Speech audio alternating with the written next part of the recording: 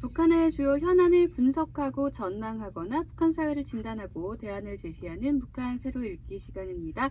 국민통일방송 데일리 NK 이광백 대표와 함께합니다. 안녕하세요. 네, 안녕하세요. 자, 최근에 이 미국에서 트럼프 대통령과 인터뷰 내용을 담은 책이 나와서 지금 굉장히 큰 화제가 되고 있던데요. 어떤 내용인가요? 미국 시간으로는 지난 9일이었는데요. 네. 밥 우드워드 기자입니다. 워싱턴 포스트 편집인이고요. 네. 이분이 책을 냈습니다. 한국어로는 격노, 영어로는 rage라고 하는데 네. 격노. 그러니까 화났던 뜻인데. 그러네요. 엄청 큰 화가 나는 예. 거네요. 격노. 우드워드는 지난해 12월부터 올 7월까지 트럼프 대통령을 18차례 정도 인터뷰를 했습니다. 예. 전체 인터뷰 시간이 한 9시간 정도 되는데 네. 그 내용을 일부 녹취도 했고요. 근데 어쨌든 그 인터뷰 내용을 이번에 책으로 낸 거죠. 그렇군요. 그래서 책에는 트럼프 대통령의 여러 가지 발언들이 담겼는데 그 가운데 김정은 북한 국무위원장과 주고받은 편지 25통의 내용도 물론 네. 포함이 되어 있고요.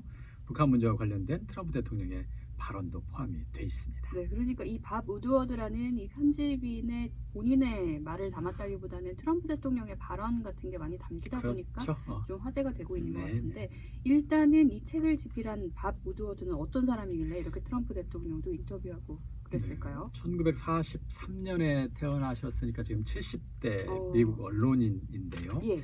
아까 잠깐 설명드렸습니다만 워싱턴 포스트 신문 편집국장이고요. 네. 칼 번스타인이라는 그 기자분하고 아주 예전에 1970년대에 워터게이트 사건을 보도한 것으로 유명합니다. 네, 유명한 분이네요. 네, 그래서 1972년부터 74년까지 2년 동안 당시에 미국의 닉슨 행정부가 베트남전 반대 의사를 밝혔던 이 민주당을 저지하기 위해서 막 그 집이나 이런 데 막 불법으로 들어가 가지고 막 도청 장치도 설치하고 막 이런 불법 행위를 한 적이 있어요. 네. 또 그것을 은폐하려고도 했고요. 그래서 어떤 불법을 저지르는데 권력을 남용한 사건이다 해서 당시에 미국에서는 굉장히 떠들썩했던 그렇죠. 사건인데 예. 이 사건을 주도했던 그 보도를 주도했던 분이 바로 이 밥 우드워드라고 하는 사람입니다. 네, 사실 뭐 언론인으로서 그런 굉장히 큰 획을 그은 사람인 것 같은데, 자, 이 경로에 실린 내용 가운데 그렇다면 가장 눈에 띄는 것은 어떤 건지 또 여쭤보지 않을 수가 없어요. 네, 미국도 그렇고요, 한국도 그렇고요. 그 책의 내용을 막 이제 신문마다 이제 막 받아 썼는데 제일 많이 받아 쓴 내용은 바로 이 내용이에요. 장성택이 처형 후에 이 목 없는 시신을 계단에 막 놔뒀다, 이런 이야기를 트럼프 대통령이 했다 인터뷰에서. 이 뉴스가 가장 많은 신문들이 받은 뉴스인데, 저도 한국 언론에서 봤습니다. 2013년에 북한 김정은이 이제 공호부 장성택을 처형한 후에 이 목이 없는 시신을 북한 고위 간부들이 다니는 계단에 전시했다는 거예요.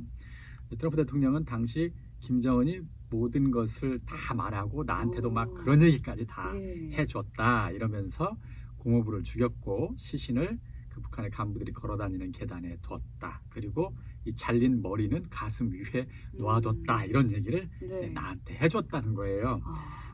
그래서 장성택의 처형 방식은 사실 지금 완벽하게 확인되어 있지는 않습니다. 북한 당국도 공식 발표를 한 게 아니기 때문에. 다만 당시에 외신에 외부 계단에 뭐 장성택 시신을 전시했었다, 이런 보도는 현재 아무것도 나온 것이 없습니다.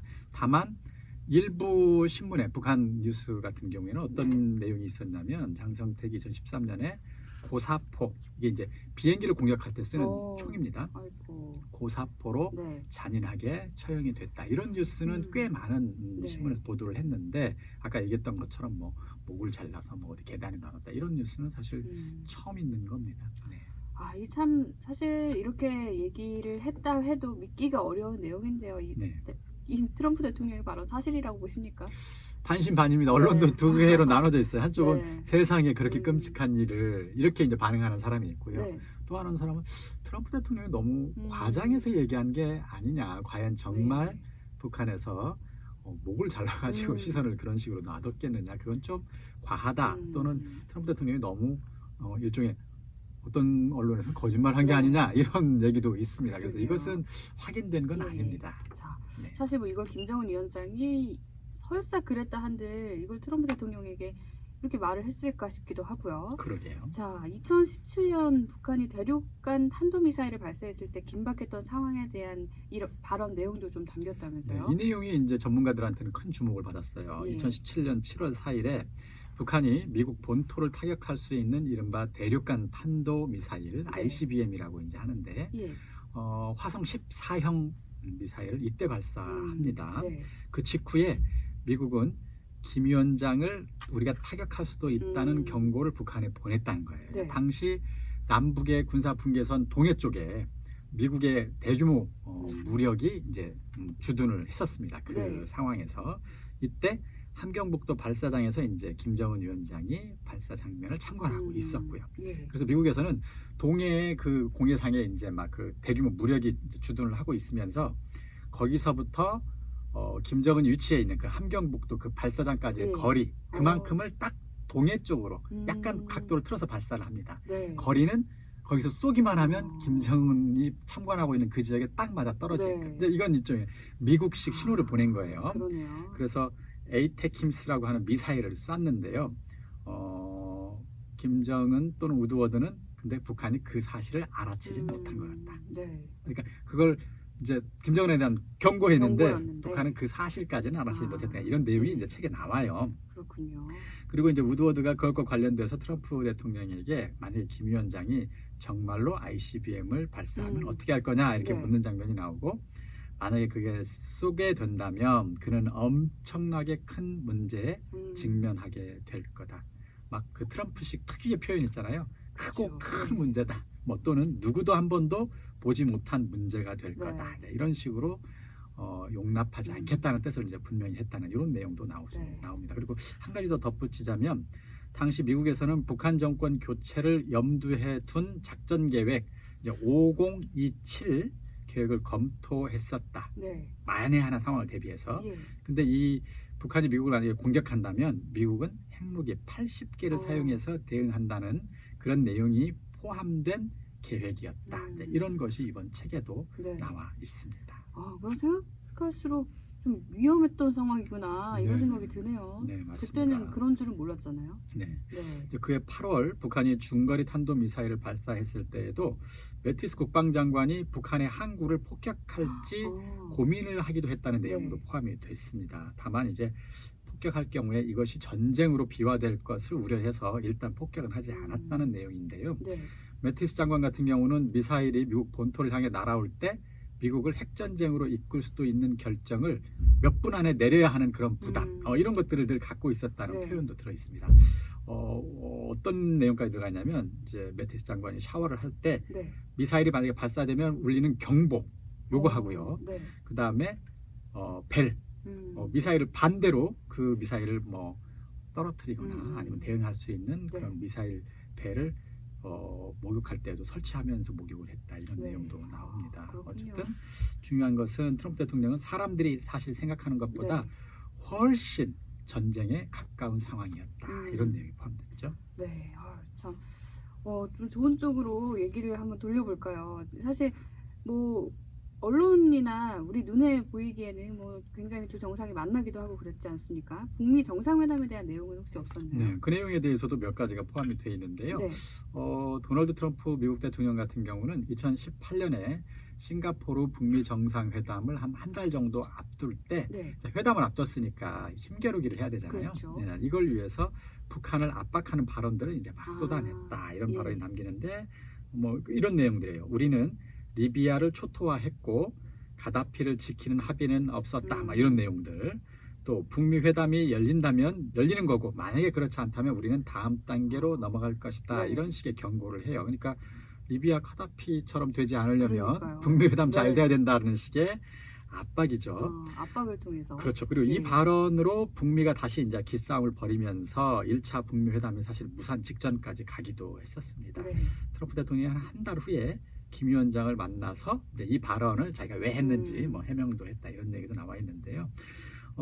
그 과정에서 어떤 얘기를 또 주고받았냐면 북한의 잠재력 이런 걸 이제 트럼프 대통령이 강조하면서 북한 잠재력이 있다. 그래서 북한이 위대한 경제 강국 중 하나가 될 수도 있으니 우리가 잘해보자.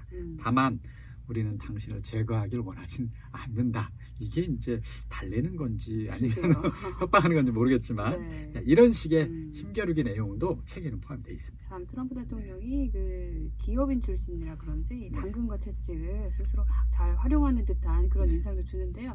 자, 이런 트럼프 대통령의 압박에 북한은 어떤 식으로 대응을 했었나요? 네, 그 내용도 이제 포함이 되어 예. 있는데 당시에 마이크 폼페이오 미국 국무장관이 2018년 3월 31일부터 4월 1일까지 북한을 처음으로 방문을 했습니다. 네. 당시 폼페이오 장관은 국무장관으로 지명은 됐는데 인준은 안 된 상태.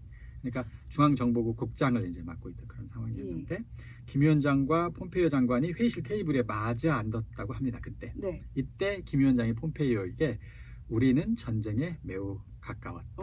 면전에서 예, 그렇게 이거 이제 얘기를 미국식 했군요. 표현이라 이렇게 완곡하지 네. 사실은 전쟁이 준비되어 있다는 뜻으로 받아들였다는 것이죠. 그러니까 예. 똑같잖아요. 회담 잘못되면 그러네요. 우리는 전쟁이야 이거죠. 음, 그러자 폼페이오 장관은 한국은 당신이 비핵화 의지가 있다고 우리한테 말해줬는데 네. 그게 사실이냐? 이제 이걸 다시 한번 이 핵심이니까 확인을 네. 하고 싶었는데 그때 김 위원장은 그렇다 이렇게 얘기를 했다는 거예요. 그리고 나는 아버지다. 나는 네. 내 아이들이 남은 인생을 핵무기를 짊어지고 가기를 원하지는 않는다. 이런 네. 얘기를 주고받았다. 이런 식의 이제 북미 정상회담을 앞둔 기싸움 내용도 포함이 됐죠. 네. 우리는 뭐 잘 됐었구나 뭐 알았는데 그 전에는 이런 또 이야기가 있었습니다. 네네. 김정은에 대한 트럼프 대통령의 평가도 담겼다고요? 네, 미국 중앙정보국 같은 경우는 김정은 위원장을 이렇게 평가했다고 그래요. 교활하다, 간교하다, 비슷한 말 네. 같은데 영어로는 어떨지 모르겠어요. 그러나 어리석다 이렇게 평가를 했다는 거예요. 네. 네. 근데 도널드 트럼프 미국 대통령은 CIA 분석에 동의하지 않았다는 어떻게 내용이 책에 포함이 평가했죠? 되어 있습니다. 그러면 네. 어떻게 했느냐? 궁금하네요. 김 위원장은 교활하고 간교하다. 이건 똑같이 평가했대요. 예. 그런데 어리석은 게 아니고 영리하다 이렇게 어. 평가했다는 거예요. 그리고 하나 더 덧붙이자면 거칠다. 거칠다. 그런 대상으로 예. 내가 충분히 그럼에도 불구하고 나는 상대할 수 있다. 음. 이런 식의 자랑을 많이 했다고 합니다. 자, 그렇다면 인터뷰 책자 내용이 정말 뭐 흥미진진한데요. 한국에 네네. 대한 내용은 혹시 없을까요? 한국에 대한 내용 가운데에는 네. 주한미군 철수와 관련된 내용이 약간 눈에 띕니다. 네. 트럼프 대통령이 2017년에 한국을 방문했었어요. 그때 트럼프가 한국 방문을 해서 어떤 얘기를 했냐면 전 세계가 우리를 이용하고 있다. 네. 변화해야 될 시간이다. 나는 한국을 떠나고 싶다. 이 말은 그러니까 개인이 떠나는 이런 뜻이 아니고요. 네. 한국에 주둔되어 있는 주한미군을 철수하고 싶다는 의미로 이제 예. 받아들여졌다는 건데 미국은 한국인을 지키기 위해서 한국의 3만 명의 병력을 유지하는 비용을 다 내고 있다. 우리는 모든 사람이 빼앗아 가고 싶은 돼지 저금통과 같은 존재다. 네. 이 말을 했는데 이건 이제 철수를 하고 싶다는 의지를 여러 차례 표명했다는 그렇죠. 건데 예. 이 책에 어떻게 표현이 되어 있냐면 아주 밝은 분위기에서 여러 차례 욕을 섞어가면서 그런 의사표시를 웃는 했다는 얼굴로 겁니다. 네. 이야기를 그리고 했다는 이제 거네요. 일화 하나, 이야기 하나가 담겨 있는데 네. 트럼프 대통령이 당시 빈센트 브룩스 주한미군 사령관하고 같이 전용 헬기를 타고 오상 공군기지에서 평택에 있는 험프리스 미군 기지까지 네. 이제 방문을 한 다음에 서울로 돌아오는 도중에 예. 이런 일이 있었대요. 유리로 된 큰 빌딩 3개를 발견했어요. 공중에서 보니까. 트럼프 대통령이 물었다는 거죠. 저게 뭐냐 물었더니 브룩스 사령관이 저게 바로 강남에 있는 삼성타운입니다.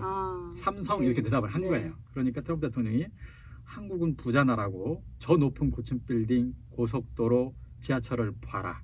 우리가 이 모든 것을 근데 부담하고 있다. 한국인이 방위비 내야 되는 거 아니냐 이런 얘기를 했다는 거예요. 그래서 그 헬기 타고 있던 브룩스 사령관이 한국이 이 험프리스 기지 건설하는데 한 100억 달러 냈다. 100억 달러. 그러니까 전체 건설비 한 92% 정도 된다. 그랬더니 트럼프 대통령 그래요? 그건 좀 많이 냈네요. 그렇지만 한국인들이 이 기지를 짓는 데 들어간 비용 전부를 내야 되는 거 아닌가요? 뭐 이런 내용도. 왜 안 냈냐? 예, 그렇죠. 거네요. 네, 이런 얘기를 주고 받았다는 거예요. 그러니까 2017년도에 굉장히 강력하게 주한미군 주둔 비용 한국이 내라 아니면 우린 나간다 이런 의사표시를 했다는 내용도 책에 실려 있습니다. 네, 자 마지막으로 이 책을 쓴 우드워드 기자는 그렇다면 결론적으로는 트럼프 대통령을 어떻게 평가하고 있나요? 네, 이런 부분이 눈에 띄어요. 어느 분야든 간에 네. 자신이 전문가보다 많이 한다고 입버릇처럼 말했다. 그러니까 트럼프 대통령의 과장이나 허세에 대해서 이제 꼬집은 내용들이 좀 나옵니다. 네. 그래서 2015년에 나는 장군들보다 이슬람 국가, 그러니까 IS 테러 조직이잖아요. 이거에 대해서 더 많이 한다 네. 이런 얘기를 2015년에 했고 2016년에는 나보다 무역에 대해 더 잘 아는 사람은 없다 이런 얘기. 또 어쩌면 세계 역사에서 나만큼 세금에 대해 잘 아는 사람은 없다 이런 네. 얘기들. 또 지난 3월에는 미 질병통제예방센터를 방문해가지고 의사들이 이제 글쎄요 이건 무슨 발언인지 모르겠는데 어쩜 그렇게 많이 하느냐 이렇게 네. 묻자 나한테는 타고난 능력이 있을지도 모르겠다 이런 식의 네. 자기 자랑 같은 거 이렇게 얘기를 했고 또 이번 이 책을 낸 그 우드워드의 책을 네. 트럼프 대통령은 또 이렇게 평가했다고 합니다. 공화당에 대해서 또 나에 대해서 이거 가짜 내용을 실은 책이다. 밥 우드워드의 책은 늘 그렇듯 이번에도 가짜다 네. 이런 식의 평가도 했다고 합니다. 그렇군요. 아무래도 대통령 입장에선 달갑지 않은 그런 책일 것 같은데요. 어쨌든 많은 내용들이 좀 담겨 있어서 또 흥미롭게 북한과 한국에 대한 트럼프 대통령의 입장을 그리고 그 사이에 있던 비화를 좀 들어볼 수 있었습니다. 오늘 재밌게 잘 들었습니다. 지금까지 국민통일방송 데일리 NK 이광백 대표와 함께한 북한 새로 읽기 시간이었습니다. 대표님 오늘도 고맙습니다. 네, 감사합니다.